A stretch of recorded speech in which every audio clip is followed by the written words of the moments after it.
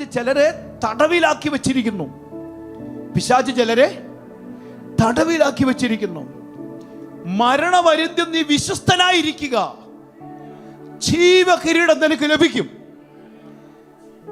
ദൈവത്തോടാ നമ്മുടെ വിശ്വസ്തത.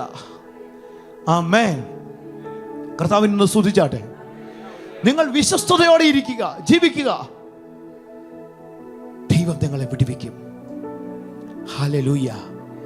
നിങ്ങളുടെ വിശ്വസ്തതയെ ദൈവം കാണുന്നു. മരണപര്യന്തം വിശ്വസ്തതയിരിക്കുക. ദൈവവചനത്തെ നിങ്ങൾ വിശ്വസിക്കണം. ദൈവവചനത്തെ നിങ്ങൾ ഹൃദയത്തെ സ്വീകരിക്കണം.